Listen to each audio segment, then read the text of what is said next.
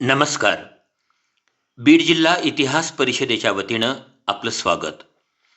आपण पाहत आहात महाराष्ट्रातील सर्वात उंच समजल्या जाणाऱ्या बीड शहरातील खंडकाई मंदिरावरील खंडोबा मंदिरासमोरील या दीपमाळा. बीडचे तत्कालीन सुभेदार सुलतानजी निंबाळकर यांनी सन 1722 ते 1751 या कालखंडात या दीपमाळा उभारल्या.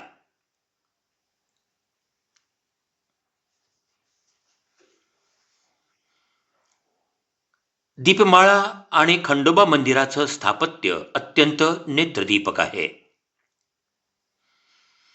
महाराष्ट्रातील सर्वात उंच या दीपमाळा समजल्या जातात.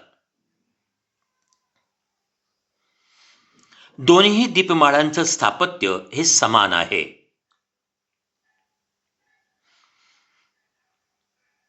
या दीपमाळा खालून वर निमुळत्या होत गेल्या आहेत.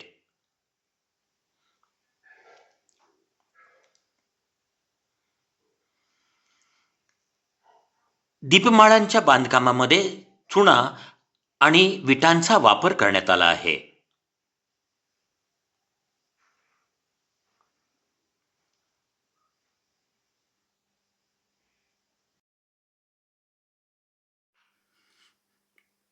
दीपमाळेवर जाण्यासाठी छोटेसे प्रवेशद्वार आहे. दीपमाळेवर अनेक टेराकोटाची शिल्प आहेत.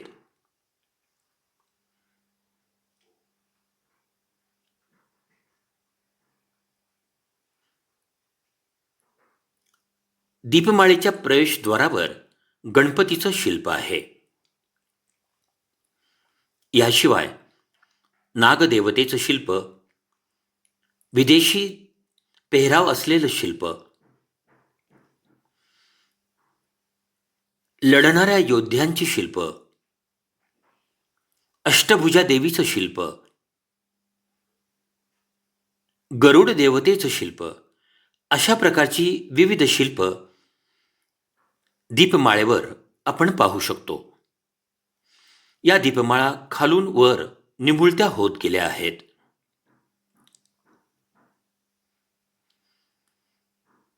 .6 अशा उंच मजबूत दगडी चौतऱ्यावर या दीपमाळा उभ्या आहेत. दीपमाळेच्या खालच्या बाजूला साखळदंडाचं एक अप्रतिम शिल्प आहे. असं वाटतं जणू साखळदंडाने या दीपमाळा बांधून ठेवल्या आहेत. दोन्ही दीपमाळेंचं स्थापत्य समान आहे.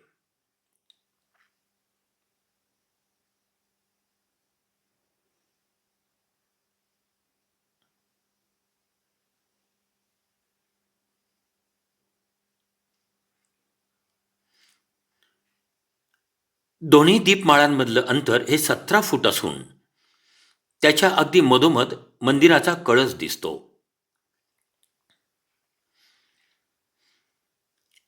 खंडोबा मंदिरासमोर या दीपमाळा आहेत. हे खंडोबा मंदिर चौकोनी आकाराचे आहे.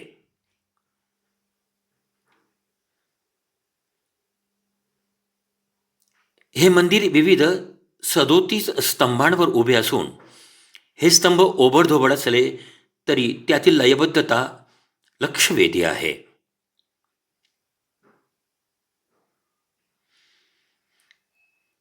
मंदिराच्या स्तंभांच्या वर भौमितिक आकाराची शिल्प आहेत. भूमितीच्या आकारात असणारी ही टेराकोटा शैलीतील शिल्प यात वनस्पती, फुले, पाने याशिवाय प्राण्यांची शिल्प आहेत. हे शिल्पकार भूमितीमध्ये किती प्रख्यात होते आणि किती तज्ज्ञ होते याचा हा नमुना दिसतो. मंदिराचे एकूण स्थापत्य अप्रतिम असून ते मराठा स्थापत्य शैलीचा उत्कृष्ट नमुना म्हणून समजले जाते.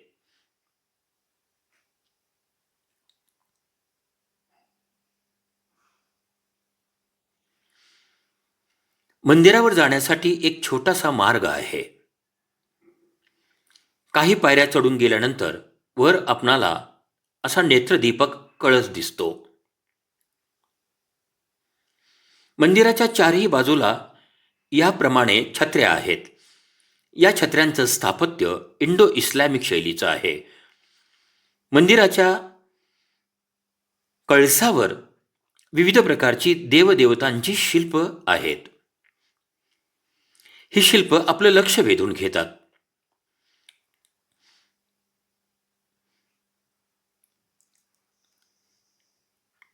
नृसिंह अवतार,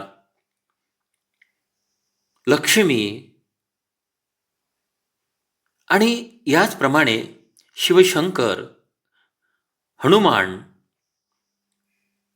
अष्टभुजा देवी अशी विविध शिल्प कळसावर आहेत.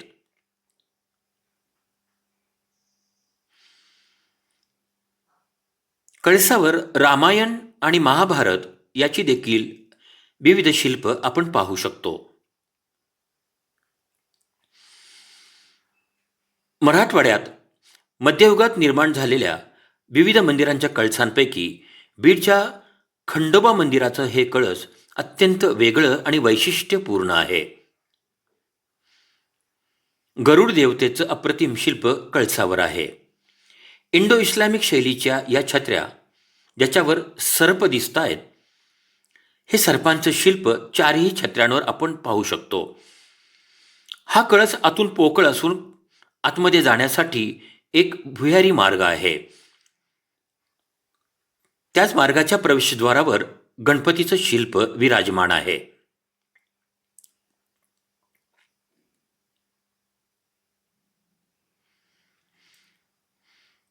कळसाला चारही बाजूनं व्याघ्र आणि नंदीची गुंफण केलेली आहे. ही शिल्पे देखील देखणी वाटतात.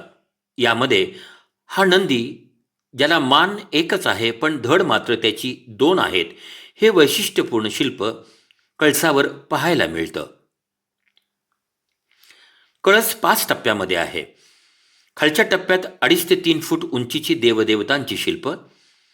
त्यानंतर दुसऱ्या टप्प्यात लहान प्रमाणामध्ये देवतांची शिल्प. तिसऱ्या टप्प्यात कळसाला चारही बाजूनं हत्तीची गुंफण आहे. तर 5व्या टप्प्यात पुन्हा शिल्प आहेत आणि त्यावर कळस विराजमान आहे.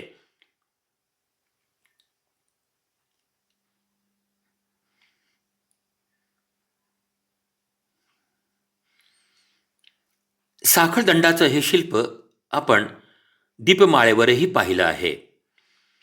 दीपमाळेची अनेक शिल्प आणि खंडोबा मंदिरावरील शिल्प समान वाटतात.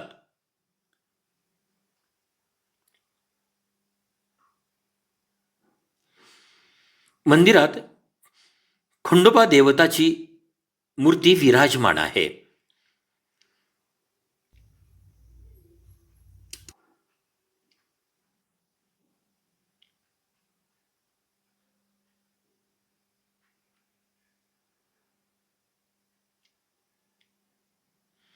दीपमाळेवर जाण्यासाठी प्रवेशद्वार आहे. 25 पायऱ्यावर चढून गेल्यानंतर विविध टप्प्यांमध्ये अशा प्रकारे ऐसपैस बसण्यासाठी चौथारे करण्यात आले आहेत.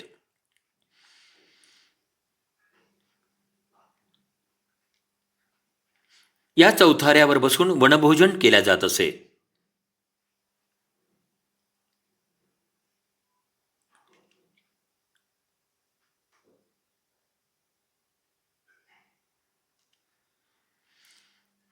दीपमाळेवर जाण्यासाठीच्या पायऱ्या ह्या उंच आहेत.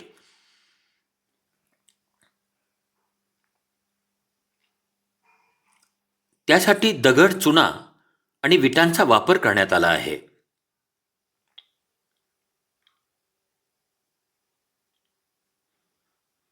दोन्ही दीपमाळ्यांवर जवळपास 604 ठिकाणी दीपस्तंभ लावण्याची व्यवस्था आहे. महाराष्ट्र शासनाच्या पुरातत्व खात्यानं खंडोबा मंदिर आणि दीपमाळ संरक्षित केलं आहे.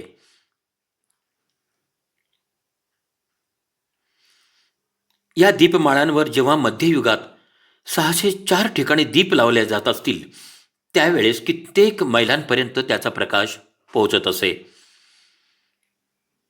दीपमाळेजवळच ग्रामदेवता खंडेश्वरीचं मंदिर आहे. नवरात्रात इथे उत्सव होतो.